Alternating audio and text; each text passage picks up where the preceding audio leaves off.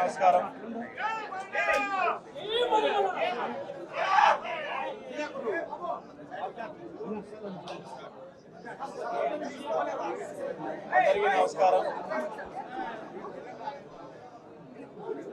గత 2 రోజుల నుంచి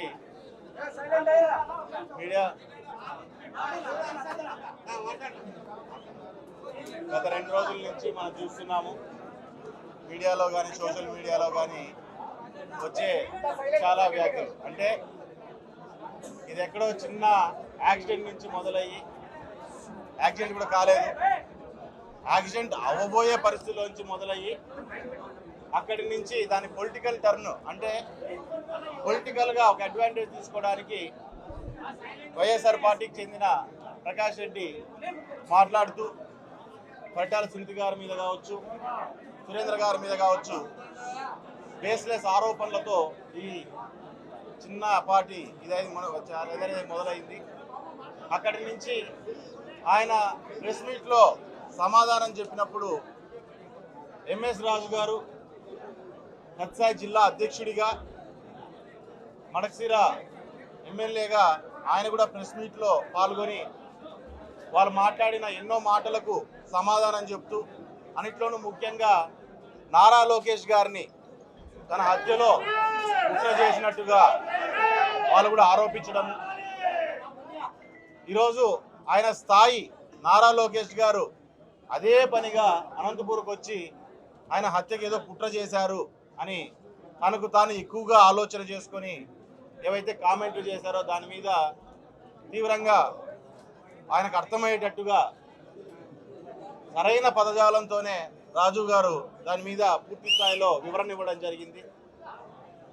వాళ్ళు చెప్పిన మాటల్ని తట్టుకోలేక రాజుని, ఎంఎస్ రాజు గారిని కించపరుస్తూ, ముఖ్యంగా వెనకబడిన కులాలను కించపరుస్తూ, కులవర్తుల్ని కించపరుస్తూ జారిన మాటలుకి ఎంఎస్ రాజు గారు సవాల్ వదలడం జరిగింది. అందులో ఏవైతే తను మాట్లాడున్నాడో దాని మీద ఏదైనా సరే స్పష్టంగా క్షమాపణ చెప్పు, సమాధానమైనా చెప్పు అని చెప్పని ఛాలెంజ్ వదలడం జరిగింది.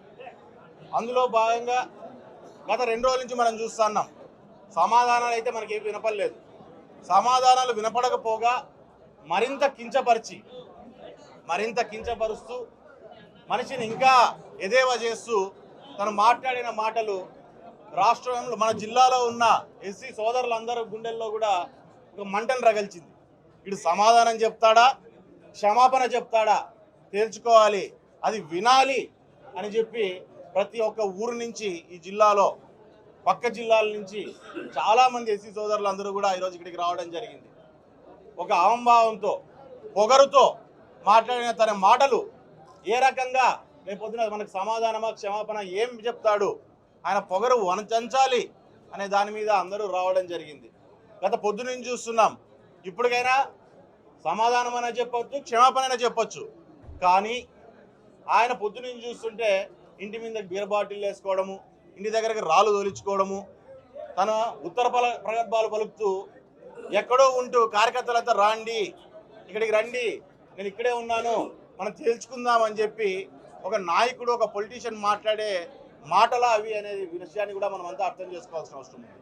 ఈరోజు సమాధానం చెప్పలేని పరిస్థితి ఉంది కాబట్టే ఈరోజు దీన్ని ఏదో రకంగా ఒక గొడవ మూలకంగా మార్చుకొని దీని అడ్వాంటేజ్గా తన పార్టీలో తన నాయకుడికి నచ్చిన రాజకీయం ఏదైతే ఉందో, గొడవలు కావచ్చు, హత్యలు కావచ్చు, ప్రజల్ని ఇబ్బంది పెట్టడం కావచ్చు, ఒక బూర్జువా మనస్తత్వాన్ని కనపడేటట్టుగా ప్రజలందరికీ ఈరోజు తను తీసుకున్న స్టెప్స్ అనేవి కూడా మనకు కనపడుతున్నాయి. ఇంకా ఆలస్యం కాలేదు. ప్రకాష్ రెడ్డిని ఊరికి ఉత్తర కాలువలకి నీ కార్యకర్తల్ని మధ్యలో బలిపశువులు చేసే బదులు క్షమాపణ చెప్పేస్తే అయిపోతుంది. ఇంకా టైం ఉంది, క్షమాపణ చెప్పాల్సిందిగా ప్రకాష్ రెడ్డిని కూడా కోరుతున్నా. నువ్వు నీతో గొడవ, నీ మాటలతో గొడవ, నీతో కూడా గొడవ కాదు ఎంఎస్ రాజు గారికి, నీ మాటలు, నీ పొగరుతో గొడవ, అంతేగాని నీ ఇంట్లో ఆడవాళ్ళతోనో లేకుంటే నీ కార్యకర్తలతోనో నీ నాయకులతోనో కాదు గొడవ. వాళ్ళని ఎందుకు మధ్యలోకి తీసుకొస్తున్నావు అనే విషయాన్ని కూడా ప్రకాష్ రెడ్డి గారు సూటిగా అడుగుతున్నాం. క్షమాపణ అయినా చెప్పు, సమాధానమైనా చెప్పు, ఇంకా సమయం ఉందని చెప్పి నేను తెలియజేస్తున్నాను.